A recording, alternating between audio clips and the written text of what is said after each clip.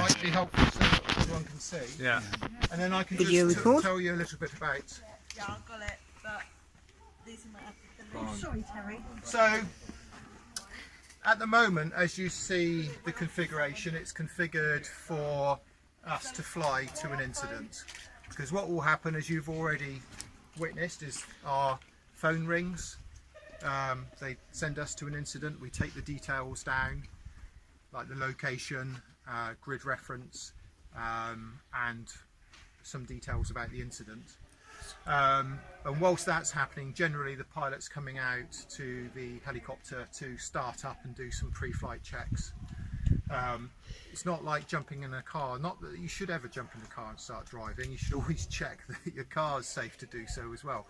But you know, in terms of any form of aircraft, whether it's a fixed wing or rotary, there are some mandatory checks that you have to go through, as you would expect. And the pilot will do that as we're collecting all the details of the incident. And then it's obvious where the pilot sits. The pilot sits where all the main controls are, and then one paramedic will sit in the left-hand front seat, and one paramedic sits in the rear-facing rear seat. And it's that paramedic that is in charge of the patient in terms of medical care and decision-making. And the front seat paramedic is the one that assists the pilot for flying duties, particularly things like navigation, but also looking out for hazards as we're coming into land. And then once the flying duties are finished for that paramedic, they become the assistant of the other paramedic and assist with whatever's needed there. And then we will treat the patient. And then we need to move the patient onto a stretcher and then bring the patient to the helicopter. And just before that happens, the pilot will reconfigure the aircraft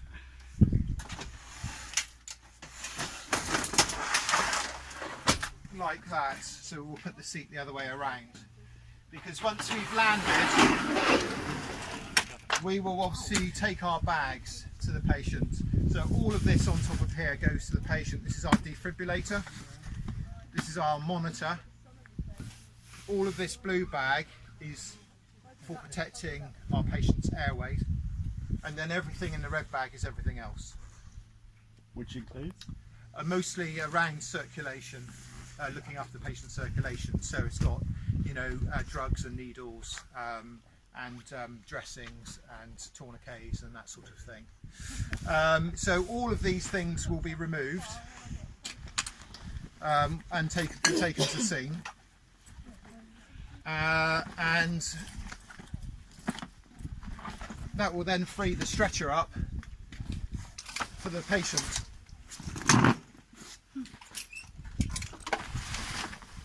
What do these wet bags weigh roughly? Well, you tell me. I don't know, 10 kilos? A bit more? That's 17 kilos. Okay. That one's about 14 kilos. Yeah. Yeah. So, which is fine when you're lifting it in and out, but when you're running half a mile up a hill, it's hard going.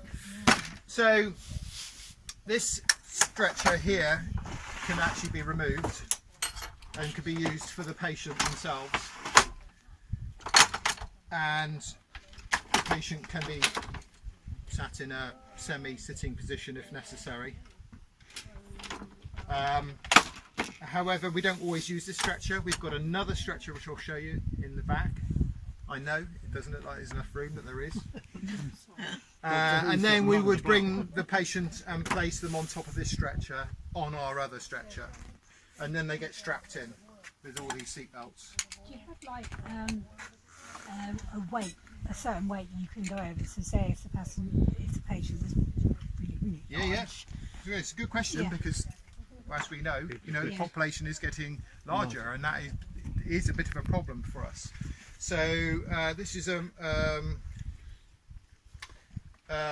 so what's the maximum load weight of this? Is so the back up 80 kilos is our maximum for a sitting up position well, that's me out of the question then, isn't it? Because I'm over 80 kilos. But it will hold the weight of a patient much heavier than that. But you're limited by things like, the stretcher straps. That is at maximum. So if anybody's bigger than that, then we can't take them. Oh, you don't have an extension or anything? No. So so we can't fly with them unstrapped. And like on an airplane, you get little extensions. Don't they put those in anywhere? No. no. Larger helicopter, are we going to give you any extra capability on that? So it will enable us to lift with more weight. So the other limitation you need to be aware of, if someone's bigger than that, then they're going to be much heavier as well, and weight is an issue. So with our fueling as we've got it, if let's say one of you collapsed now and was seriously unwell, for us to load you into a helicopter and to fly to hospital, you'd have to be under 80 kilos. Because if you were more than that, we wouldn't take off. Really? That's how narrow the margins are. That's because however, if we took off and flew around for 5 minutes, then we could take someone who's about 95 kilos. Oh, fine. Because obviously the more you fly, the more you burn fuel. Yeah. And the more you burn fuel, the lighter the aircraft becomes. Have you ever had to say to somebody, sorry, we can't fit you on? So, Seriously? yeah. Because of their weight and size, yeah. And so, so there are a number of reasons why we won't fly a patient. Safety is a really important thing, and so we do attend to people that have harmed themselves, for example, and we will do our best for them. But if someone's done that, they may not be of the right frame of mind to fly safely in a helicopter. So that might limit us. Equally, actually, if we've landed, we're only 10 minutes from the hospital by road ambulance. Then actually there's no benefit in us loading into the helicopter, taking off, flying for about a minute and landing at the hospital, because actually there's no time benefit there. So there's a lot of things that we need to take into consideration in terms of where we might bring some benefit. But half the point is that you've got all the medical things, so you go out there, you can probably stabilise them for the land ones come along. And exactly. Yeah, absolutely. So there's a lot. So we don't just work with one sort of system. There's lots of ways that we can work, and we have to treat every incident on its own merits, because the patient will be different every time and the location will be different every time. And so once the patient's loaded on the stretcher, we just put them back in. And they get a view of the ceiling. And that's their view. With some headphones.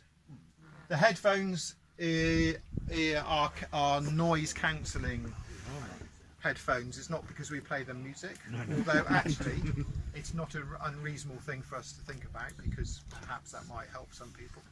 But actually a lot of our patients are so poorly that they won't be interested in anything other than the fact that without headphones it becomes incredibly noisy and therefore may be more frightening for people. There's no soundproofing in this. Nothing at all. I always thought there might have been. Well, probably in the VIP helicopters you may be used to with carpet and champagne. Yes, they do soundproof them. So the Royal Flight. They don't do first class helicopters. I asked for that. No. So the Royal Flight, for example, has a large helicopter with significant amount of soundproofing on board, and they don't have to wear headphones, for example. But of course, all those things come with costs. Costs in terms of financial cost, weight cost, reduction in inside capacity. So it's all about decision making. What are the things that we need, and what are the things we'd like to have, and what are the things we really need, and what are the things we can do without. So if you want to move around to the back of the helicopter, I can show you back as well. As the pilot, do you you don't do any medical treatment at the scene of an accident? You would help carry things, or you stay with the aircraft? The pilot, so I'm not a pilot, I'm a sorry. paramedic, but it's okay, it's all right. I've been called worse. The pilot stays at the aircraft, but the pilot will assist us with non-technical, non-medical things. So they will bring us equipment, they will hold equipment, but they'll do it entirely under our direction. They don't do anything clinical at all. Can they be trained though to do that if they so wanted? You couldn't do that. Got enough of it, like being a pilot. Absolutely. So we got our roles and You sort of responsibilities. like double up, and so you've got everything on So board.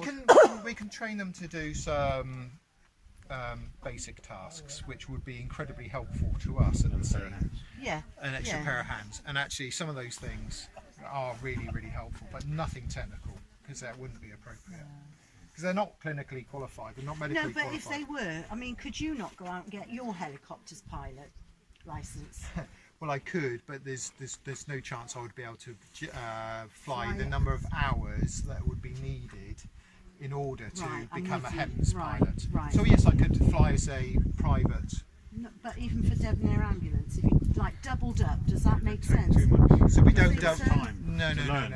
There's no way that would No, be possible. that's how I Yeah. thought it worked. No. It's a team Yeah. of 7 pilots, is it? In Devon Ambulance? I'm on the Yeah. I thought that's how it 7. worked. To So save money, a shift for one pilot they would did be it 10 all. hours. You know, medical and flying. So we need How 3 many- pilots a day, I think because there's 3 shifts a day. A lot of pilots probably And how trained up to fly. yeah, how, Yeah, um, like carry don't on. worry. They start I'm like that. like, you know, Yeah. 5 years. Hang on, he's opening the back. Yeah, how many flying hours a year does a pilot have to put in? Do we know? I'm not sure Because exactly. they have to keep a logbook and things, don't they? So this is our other stretcher I mentioned to you, Awkward places. underneath there. And in fact, the stretcher that you saw earlier that I slid in and out, that can actually come this way as well. So I can slide it in and out this way as an option. We don't use this as an option very often, but It's good just- for headspace. yeah, absolutely, yeah. Do you remember MASH? Oh yeah, I got the box set of that. Don't tell me about that one. Patient's hanging on the side of a blooming helicopter. That's 3 kilograms. Can I take a photo of that before you close it? Absolutely, of course you can. Thanks.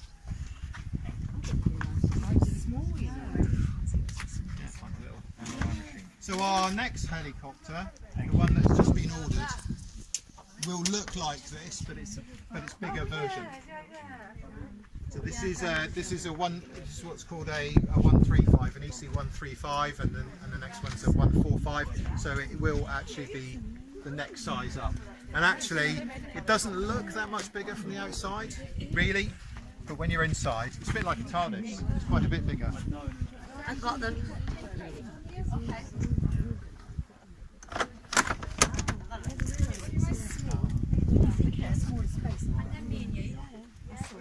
Yes. What, round the side there? Yeah. That's wicked. So the pedals are in charge of that, They are, yeah. and that is in charge of that. Yeah, because I wanted to go into that. And I was told if I could do this, I was on my way to being a pilot. So I can't do that. I used to do that all the time. Just when I was a kid, it was like, no, I can be a pilot. If only I could, and I could have been a pilot. Yeah. I was over the